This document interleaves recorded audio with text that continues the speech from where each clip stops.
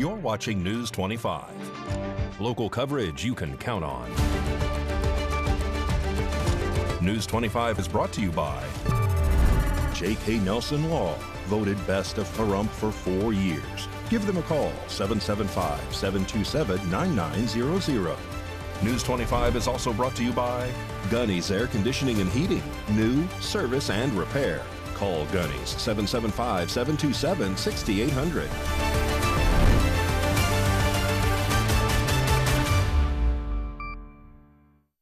And welcome to this edition of News 25. I'm Unat Gentry, and thanks for joining us on Ace Country Radio. We're also streaming at KPVM.TV. We're also on your Roku devices. It is Thursday, February 27th.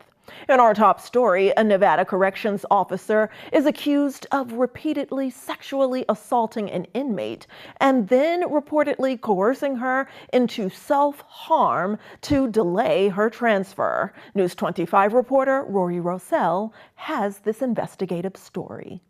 A Nevada corrections officer has been accused of repeatedly sexually assaulting an inmate and coercing her into self-harm to delay her transfer, according to a lawsuit filed last week against CoreCivic, a for-profit company that operates the prison. The lawsuit, filed on February 10th in district court, names former correction officer Seth Bloodworth and alleges multiple instances of sexual assault at the Nevada Southern Detention Center in Pahrump in the beginning of April of 2023. The plaintiff, identified as Gigi, claims Bloodworth trapped her in a utility closet at least 5 occasions, pleasured himself in front of her, and raped her. According to the lawsuit, when the inmate attempted to make noises to alert others, Bloodworth physically stopped her. Her attorney, Christian Morris, praised her client's courage in coming forward, calling it a beacon of hope for other victims in similar situations. Morris says cases like this are so dramatically underreported because the people who are victims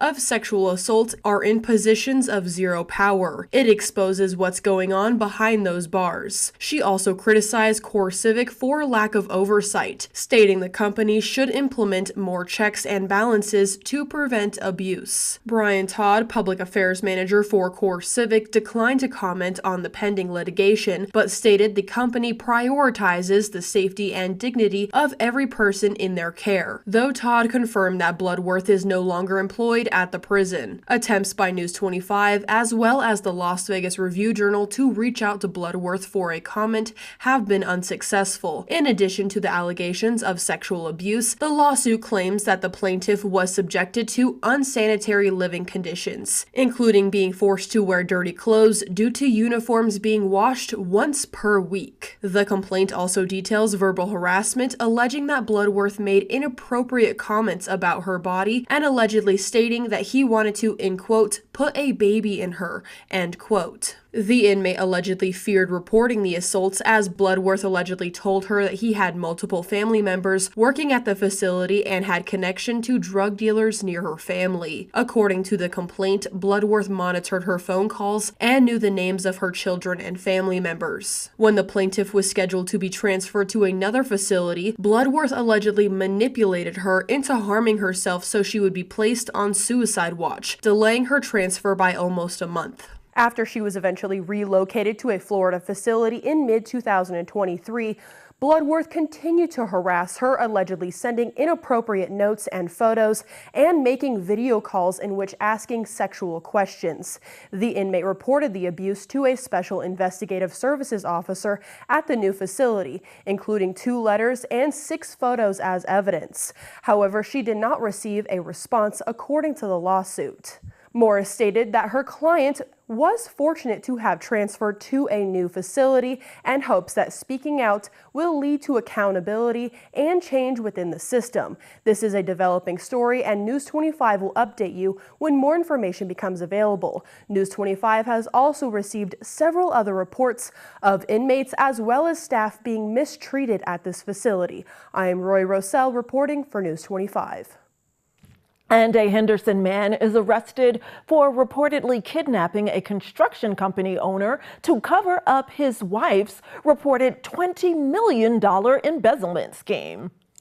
A Henderson man has been arrested for allegedly kidnapping a construction company owner to cover up his wife's $20 million embezzlement scheme, according to police. William Costa, age 42, faces kidnapping, extortion, and battery charges after abducting Larry Gilmore, who is the owner of Gilmore Construction. The case stems from an IRS investigation that found Costa's wife, Cynthia Marabella, stole $20 million from Gilmore's company over 7 years while working as a financial controller. The stolen money allegedly funded a lavish lifestyle, including luxury cars like a purple Lamborghini, which was later spotted during the kidnapping. On February 20th, Gilmore was lured into a trap when a Chevrolet Suburban rear-ended his car. 2 men attacked him, restrained him with zip ties, and drove him into the desert, where Costa allegedly held a gun to his head. Costa gave him 2 choices, according to police. The good option was to tell the IRS the money was given as a gift or an investment for a business to get the charges against her dropped. Or the bad option was that if Gilmore couldn't make Marabella's charges go away, or if he talked about the incident to anyone other than his father, Costa would kill Gilmore's family, but leave him and his father for last so they could witness the slaying. Gilmore convinced Costa to let him speak to his father and was later released at M Resort, where he reported the crime. Costa was arrested Friday and is being held on a $1.5 million bail. Marabella remains uncharged as the investigation continues. Nevada lawmakers are raising concerns over proposed Medicaid cuts, warning of potential financial strain on the state's healthcare system. Nevada lawmakers are sounding the alarm over proposed cuts to Medicaid, warning that the state could face significant financial strain and the reduction in healthcare services. A recent budget blueprint approved by the congressional Republicans proposes an $880 billion reduction in federal health and energy programs over the next decade, raising concerns about the future of Medicaid funding. In Nevada, nearly 800,000 residents currently rely on Medicaid for coverage. According to a health policy research firm, KFF, if federal matching funds are removed, Nevada will be forced to cover $6.8 billion in healthcare costs. This loss of funding could result in over 300,000 Nevadans, or 42% of those currently enrolled, to lose their coverage. This includes populations such as children, seniors, people with disabilities, and low-income workers. Nevada Governor Joe Lombardo is actively working with the White House and congressional Republicans to protect essential Medicaid services. In a statement, Governor Lombardo emphasized the importance of maintaining funding for Medicaid, expansion, and safeguarding provider taxes for hospitals. He also warned that limiting funding could lead to a loss of up to $3.15 billion in federal funds for Nevada over the next 2 years. And be sure to stick around. We have much more local news and your weather after this break.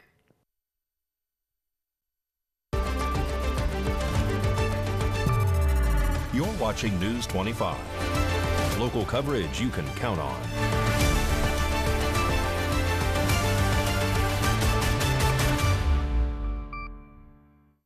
Welcome back to News 25. Well, the National Guard is a major player when it comes to protecting our borders. And so our News 25 Las Vegas correspondent Maria Centers joins us from Las Vegas with the latest in military news affecting our state. The National Guard plays a pivotal role in combating illegal activity at our southern border by supporting sealing and securing missions under the auspices of the Department of Defense. We are now joined by Border Patrol Agent Christina Smallwood and members of the National Guard, detailing their hard work on the front lines at the Mexican-American border. When it comes to Operation Lone Star, what does that mean for us? That means working in close collaborations with our local, state, and federal partners. Working alongside the National Guard helps us prevent, mitigate, and respond to any illicit activity in areas that see high threat levels. National Guard members were granted Title VIII authority to prevent, deter, and interdict illegal activity at the southern border during their U.S. Border Patrol trainings that ran from February 18th until the 20th. I'm part of the Tactical Maintenance Platoon. Down here, I'm in charge of our recovery assets. So whether it be our wreckers or our load handling system to HEMIT, they go out on recoveries.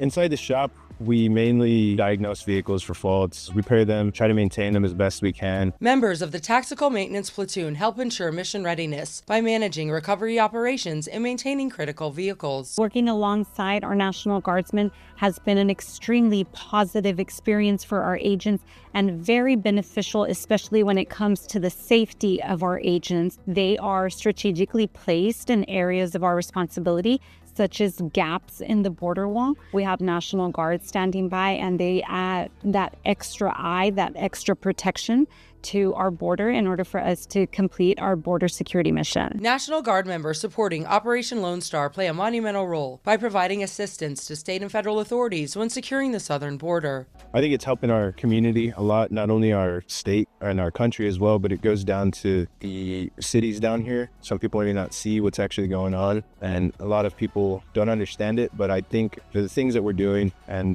being able to help in a certain way as far as maintaining vehicles and teaching other people to maintain them. On behalf of everyone here at KPVM Television, thank you so much for your selfless service in keeping America safe. Reporting from Clark County and shooting it over the hump to the sunny desert oasis of Pahrump with coverage of both Clark and Nye counties, I'm Maria Centers for News 25 Las Vegas. Well, it looks like Asia Wilson, Jackie Young, and the rest of our NBA and WNBA champs, the Las Vegas Aces, are playing a preseason game on the campus of Notre Dame. Mikey Ruhan has more in sports.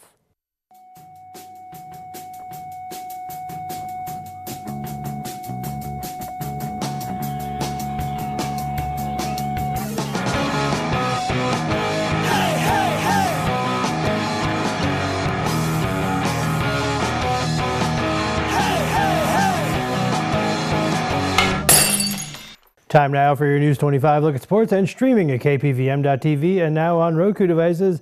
Vegas Golden Knights back in action this evening. They're welcoming the Chicago Blackhawks. Australia's National Rugby League is back in Las Vegas for the second year in a row, with a kickoff at Allegiant Stadium on Saturday. This marks a highlight for rugby in the U.S. as the NRL continues its efforts to grow the sport's popularity through a 5-year deal with the Las Vegas Convention and Visitors Authority. The opening date for the year-round fan experience at the Las Vegas Grand Prix Pit building has been announced. Fans will be able to enjoy the largest Formula One attraction starting Saturday, March 29th. The Grand Prix announced on Thursday. Tickets will go on sale on Thursday, March 6th. The Las Vegas Aces will play a preseason game on the campus of the University of Notre Dame this spring. The Aces will face the Dallas Wings in South Bend, Indiana on Friday, May 2nd. Tickets will go on sale starting March 11th through the Notre Dame Athletics Department. The Lady Rebels beat Boise State 83-53, clinching their 4th straight Mountain West Conference regular season championship. In just her 5th season as the UNLV head coach, Lindy LaRocque has already made history. The Lady Rebels have senior night on Saturday at 1 p.m. versus San Jose State. And that's your look at sports on News 25. Thanks so much, Mikey. And we have some economic news you can use after this break.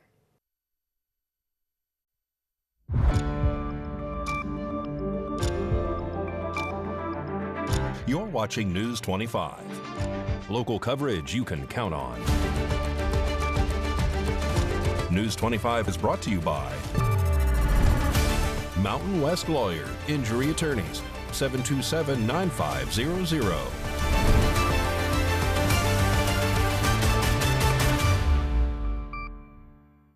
Welcome back. Well, powering our homes and businesses takes more than just lines and poles. It takes a well-stocked warehouse and a dedicated team. So let's meet some of those people behind the power at Valley Electric Association. This segment of News 25 is brought to you by Valley Electric and its family of companies focused on serving our members. We're better together.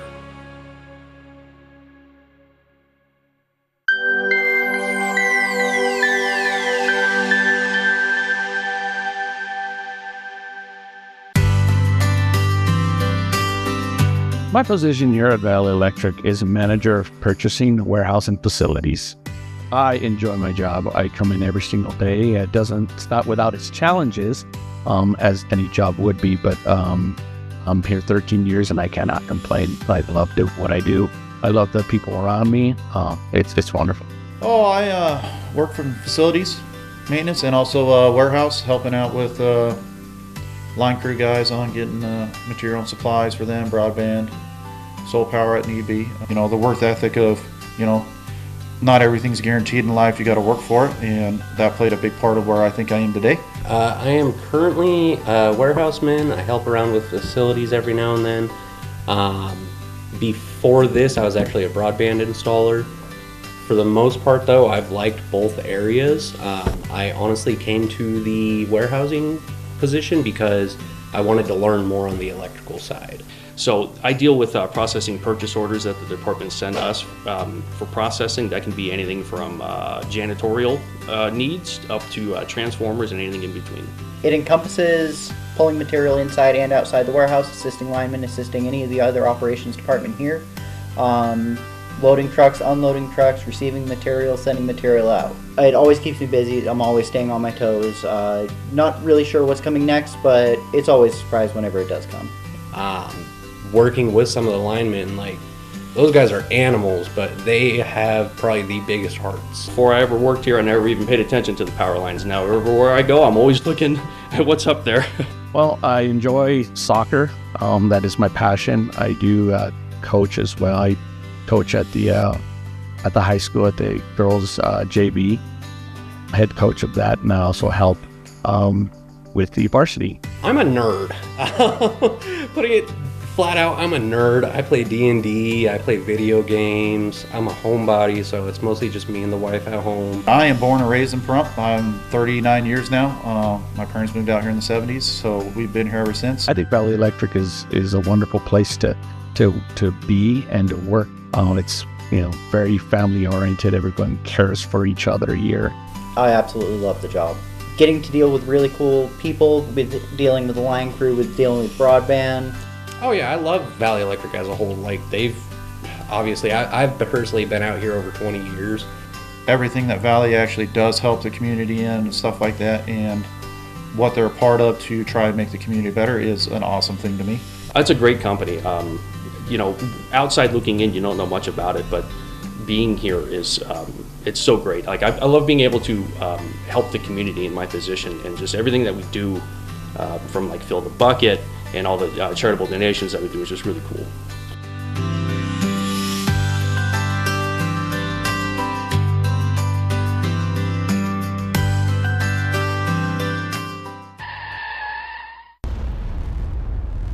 News 25 WeatherCam is brought to you by Lerner and Rowe Injury Attorney's Office in Pahrump. In a wreck, need a check? Call 702-877-1500.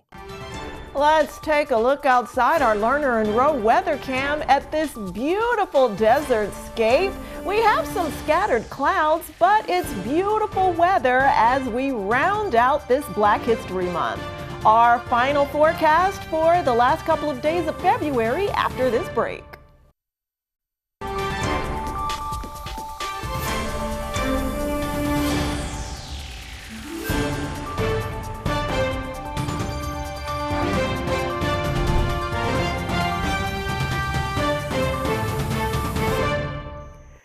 Good evening, Nevada. My name is Rory Rosell, coming to you from the Channel 25 Weather Studios and taking a look at Nevada right now in northern Nevada. Fernley is seeing 65 degrees. Fallon is seeing 67. Carson City also at 65. Tonopah at 59. Goldfield at 62.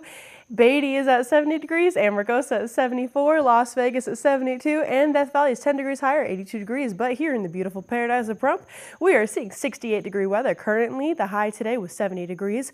Wind blowing north-northwest at 5 miles per hour. The humidity was 8% today, and the sun rose this morning at 6:16 and is setting tonight at 5:37 p.m. The humidity raises up to 17%, and the wind continues to blow east-northeast at 5 miles per hour. The low tonight's going to be 43 degrees. Let's take a look at that 7-day forecast. We will be seeing 50s, 60s, and 70s on this 7-day forecast. 75 degrees tomorrow on Friday, 74 on Saturday with some wind on Sunday, seeing 61 degrees, all the way down in the 50s at 58 on Monday, back up into the 60s on Tuesday at 64. No sun on Wednesday, we're seeing 63 degrees with all cloudy skies, and then on next Thursday, we're seeing back up to 60 with sunny skies. So make sure to enjoy the sun. Back to the desk, here's Unette. Thanks so much, Rory. And we unfortunately have some sad news out of Hollywood this week regarding the loss of two legends. First, Roberta Flack unfortunately passed away on Monday.